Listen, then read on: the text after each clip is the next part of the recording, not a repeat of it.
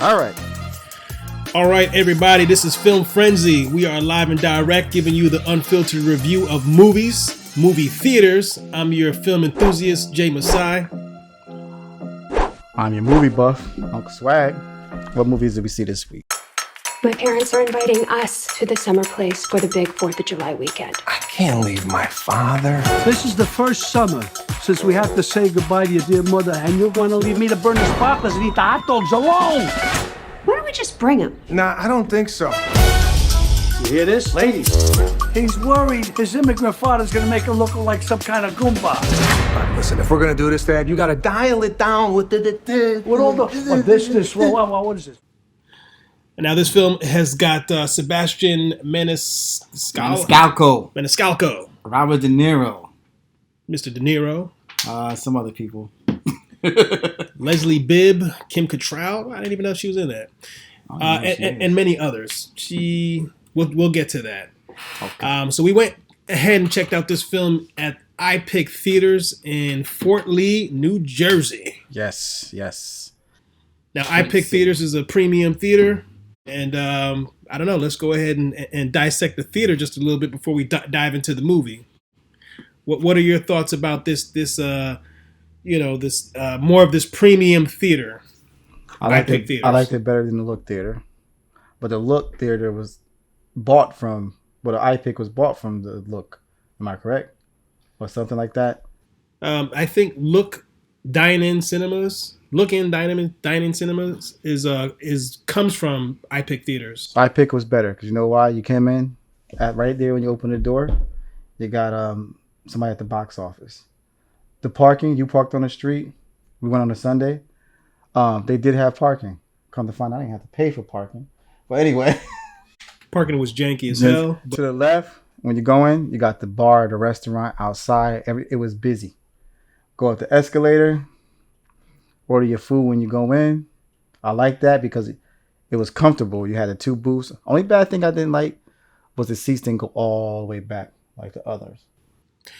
Yeah, the seating is like a 2-seater type of pod style. It's a pod, yes. And I think there's even ones that have 3, right, to my knowledge.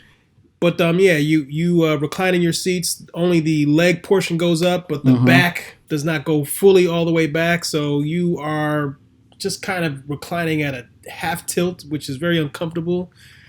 You can download the menu, but this is true. I do like the fact that you press the button, the waiter or waitress, server, as they say, comes to you, show you what you want, boom, boom, bye, and your food is brought to you while you're there, not before you get there.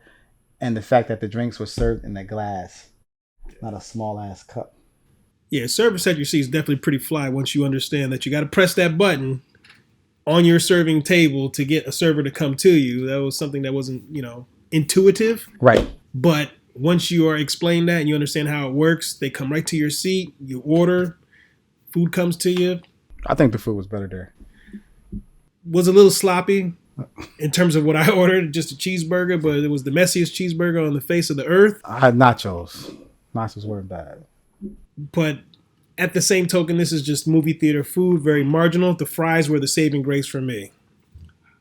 And the Sprite was a good Sprite.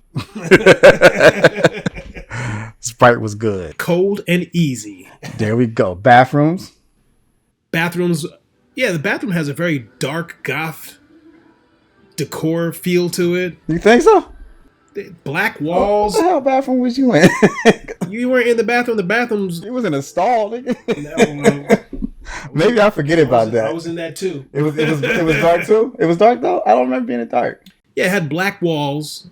It had... The lightings were recessed lightings on the ceiling in certain strategic parts of it.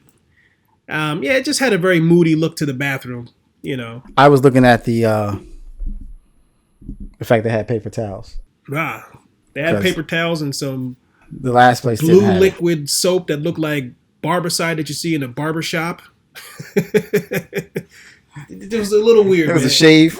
They play like funky top 40s mixes in there while you're in there. They got like funky art in there, some... The art wasn't that bad. Yeah, the art was more upscale. You see, everybody was dressed, right?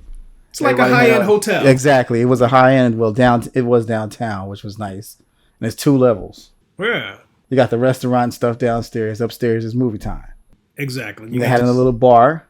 I like the top seats better.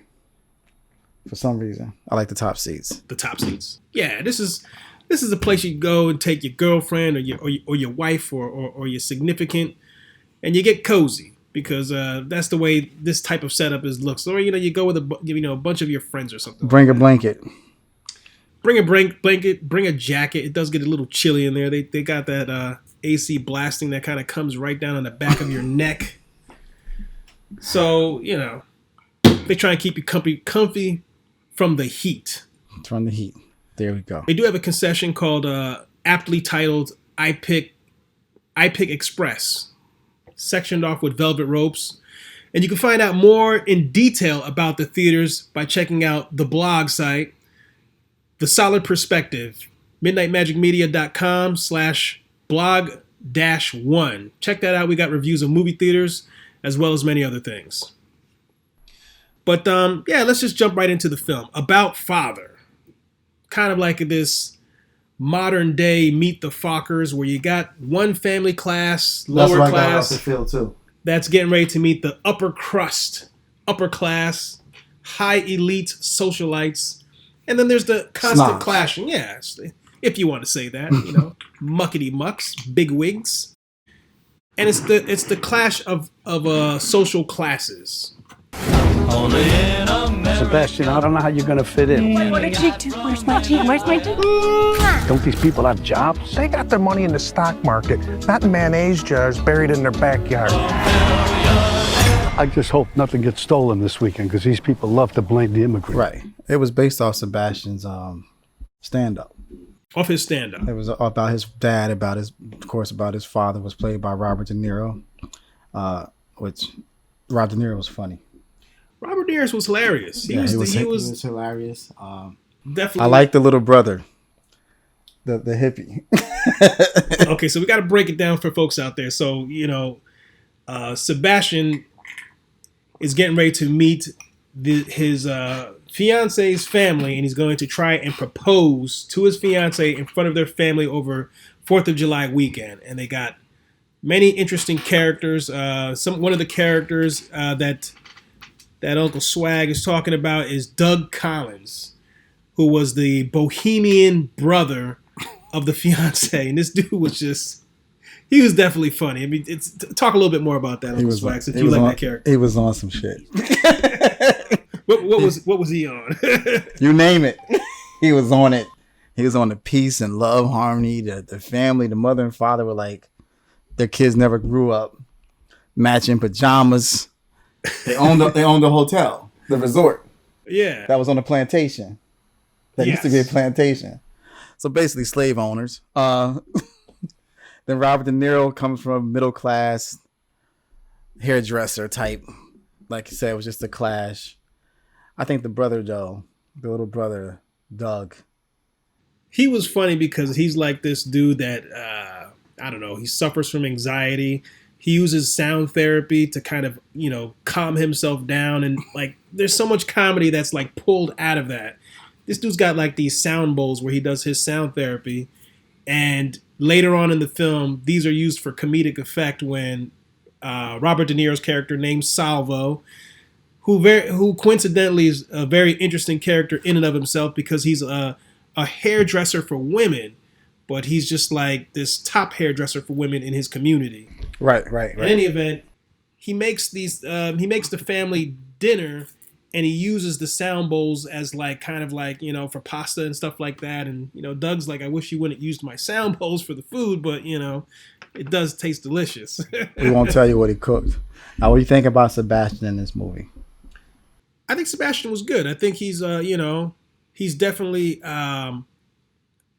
he reminds me a lot of like a Ben Stiller type of character that like, he fumbles, he bumbles, he searches for who he is in the crisis of trying to, woo his lady into marriage, trying to be, right, play all the equal sides and stuff like that. But in my opinion, he is slightly funnier than Ben Stiller. And I think that comes from the fact that he's a stand-up comedian and he's able to really pull that energy and give a performance that's very well rounded. You know, this is the second movie that him and Robert De Niro were in together, right? What's the first movie? The Irishman. Ah, okay. Sebastian played a gangster. Oh wow, I would love to see that. Yeah, he really played this gangster. I forget his name, Joe something. He played that goddamn role though. Okay. So this is different, but this is their second movie together. Well, how would you rank him in that movie, The Irishman? Because I didn't see that. He was he good in that? I want to see more of it. Okay. Sebastian. He just pulled it off. You know, I seen Sebastian in another film that I thought he was okay in. It didn't seem like it was a stretch of any character or anything. But if you ever watched the movie The Green Book, Yes. with Mahershala Ali, he Yes. was in that character. But he was one of the eggplants. Yeah, he was one of the more racist characters. You So, left our you sister know, with the eggplant.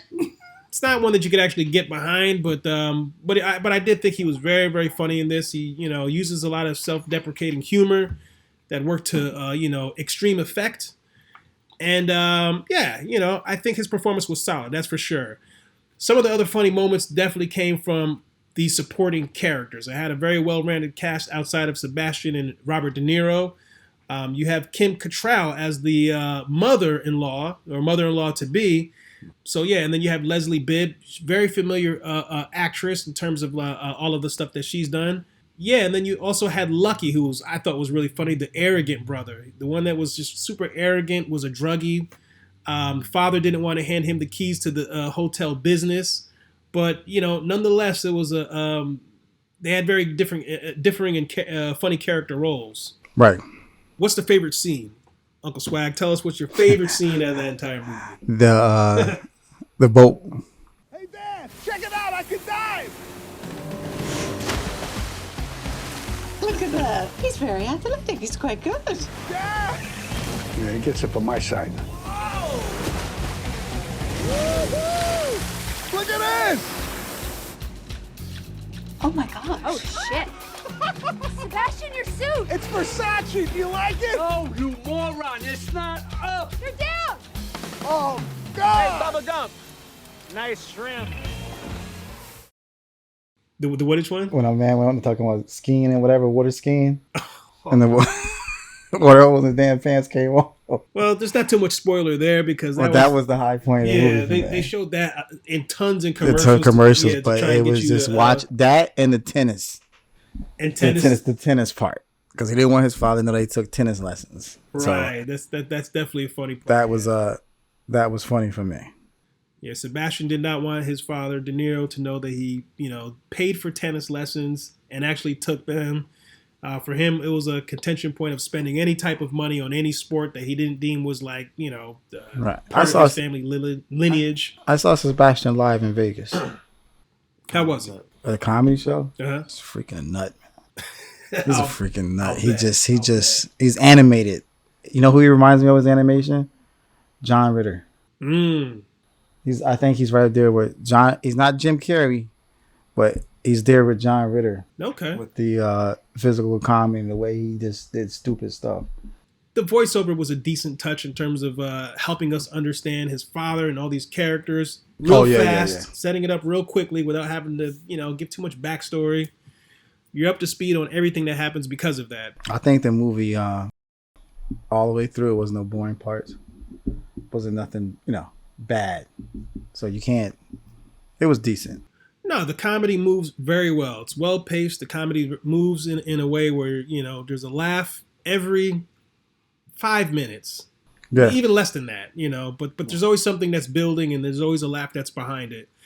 Funniest part to me was the actual dinner that Robert De Niro cooks up for, you know, the fiance's family because he's trying to save Grace at this point in the film. He feels like he's trying to ingratiate himself, trying to, you know, help his son out, if you will. Right. So he makes them a real, he makes them an authentic Italian dinner. Chicken something.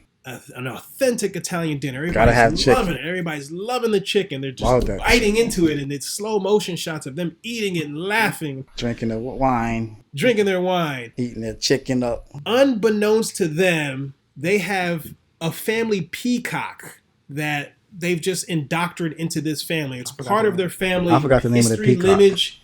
Yeah, this peacock is part of the family. Wasn't the peacock Larry or some shit? Something like that. And Robert De Niro actually killed the peacock and used it as part of the dish because Allegedly. Allegedly, but that's that's what happened. As he said, allegedly. Allegedly. But, Allegedly. that was definitely one of the most funny moments in that film. And it does a good job of like talking about social class and even the internal family, struggles. I think the fiance, she is an artist and she does paintings, and then she ends up finding out that her parents were the ones buying her paintings for the hotels. And gets very upset about that. Robert De Niro's this Arnie father that just, he's got this cantankerous view of everything. And he was straight up. He wasn't. He could not view anything out of his perspective outside his neighborhood and community. So if it's not the way he sees things in his neighborhood, then it's like it's not for him. It's not. Well, that's because he was an immigrant. He was an immigrant. So that's all he knew. He also did not want his son to kind of like, go through the certain struggles that he went through, right, and whatnot. But it limited him, and it also limited his son in the certain choices. I see that. Now, what would you give this movie? Well, before we get to the actual rating of the movie, it was actually not filmed, but it takes place over the 4th of July holiday weekend. Oh, yeah, that's right. And coincidentally, this film came out kind of like on the heels of like it becoming summer in terms of the theater release. Not necessarily Memorial. Oh, actually, it was Memorial Day weekend this came out, right? Memorial Day weekend. Yeah. Now, I have a slight gripe with that. Uh-oh. Now, hear me out. I think it's a fair gripe. All right. But if you're thinking about putting anything out on the 4th of July holiday weekend, we have to see some type of comedic mishap with fireworks.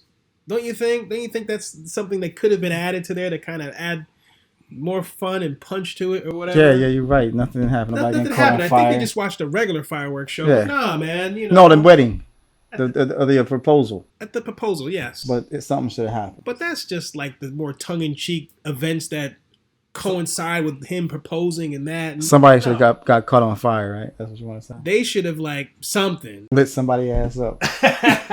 Something funny, something hilarious. The dad is something, but everybody was cool. Well, here's something for the creative Hollywood minds out there. How about they were having the big shindig right before the proposal in a tented area, and all the fireworks were getting ready to be going off, but they were aimed in the wrong direction going into the tent or something like that, and causing all types of calamity and whatnot. I mean, we need to see some extra funny comedy with the fireworks is all I'm trying to say. Somebody catch fire. Want to see the tent burn down and have them all running out fleeing for their lives. I think that would have been good. That'd have been hilarious. You gotta let them know. That'd have been funny. Absolutely. The movie's an hour and 29 minutes. Yeah, I think it went too quick. It moves by very, very fast. I don't think there's, for comedies, an hour 40 minutes is probably the longest you want it to be anyway. Yeah, before you lose so interest. it doesn't drag. Absolutely. Going to the ratings. Let's see. Out of 5 bags of popcorn, I give this a solid 3. Yeah, that's where I'm at. 3 bags of popcorn. I'm about a solid 3. Yeah. It's fun. You're gonna laugh. You're gonna laugh at some offensive jokes too. There wasn't that much offensive stuff, was it? Well, there wasn't anything too offensive, but they did start talking about the this country club was founded on plantation slavery stuff. And see, as an African American, you're like, meh. You ain't like that. Well, it's like where do we go with that? But the twist that they had was the brother Doug, and how he had a girlfriend that throughout the entire film you didn't know who this girl was. Thought he was making her up. Yeah, and then the mother says, "Oh, she's this Nigerian girlfriend or whatever," and they're thinking it's, Africa. From Africa. That like it's more of those Nigerian scams that you get when you're giving people money and you're like, But come to find out, he actually has a Nigerian princess or a Nigerian girlfriend, educated at the end. Doctors and shit. And I thought they could have explored that. That could have came in earlier in the film. Why? I think they threw that in the last. That's how I feel. Maybe they threw that in the last moment. Yeah, but why throw it in last moment? Why have this this sister only get like 15 minutes of the film when she could have had 45 minutes of it? Well, she couldn't have had none, but they brought her in. She got a paycheck. I'm just saying. Well, it makes it seem like that they wrote that last minute. Like, this would be a funny idea. Let's throw this in there. Throw this in there. Yeah, exactly. To be correct. Diversity, huh? So would you go back and watch this movie again? Probably not. No, I'll wait for it to come out. But I for sure would watch the whole thing through if it did come out on cable. There we go. Yes. How about the theater? What you give that rating? iPic theater, I give it 3.5. 3.5 buckets of popcorn. It was slightly above average. I'm a little stuck. Slightly. I'm a little stuck on it. I can't really give it a rating. I'm stuck. It definitely has that, upscale, like you said, bougie feel to it. Bougie. Great place to take Wasn't a date, that many kids though? Your wife, whoever, significant other, if you want to kind of impress them just a little bit, a touch beyond the regular cinemas. Correct. Parking is hairy. And driving there, if you're not coming in locally, is hairy because it's right there. It's like the last exit before you hit the George Washington Bridge into New York City. Manhattan. Let me tell you something. You're going to hit some bottleneck traffic trying to get off these freeways, highways. Almost got an accident. I almost missed the exit. And parking is very scarce. There's a gravel lot you could park in if you want. Right. I've seen parking down the road too. It's like a double-decker parking, but that I'm sure you probably have to pay for. Absolutely. But I lucked out on a Sunday. Price range. This is what I say about the experience of it. As I thought the experience of just being in and around the theater was better than the actual in-theater experience watching the movie. Right. I had a better time walking the hallways, talking to staff, looking at the cool stuff that they have. It was an enjoyable movie. It was a decent time. Will I go back for more? Yeah, I think I probably want to venture and see other different movie theaters and experience other things. I think if you live locally in New Jersey and you're local to Fort Lee, go for it. I think if you are driving there, you might as well forget it. You better go for the 11 a.m. film. I'm telling you without lie. There's a lot of posh restaurants and shops and stuff. You're not going to find parking. You're not. Absolutely. I only found it because I'm lucky. All right. Any final thoughts about Father? See it if there's nothing else to be seen. It's not a bad movie. It's actually a funny movie. You'll like it. A quick movie. So that's all I gotta say about that. Like again, I'll wait to where to come out on Paramount or something to watch it. That's it for us with Film Frenzy about Father and iPic Theaters. Be sure to check us out on YouTube. Check us out on TikTok, Midnight Magic Media. Check out our reviews on our blogs and be back for more with Film Frenzy. I'm Jay Masai. Uncle Swag. We out.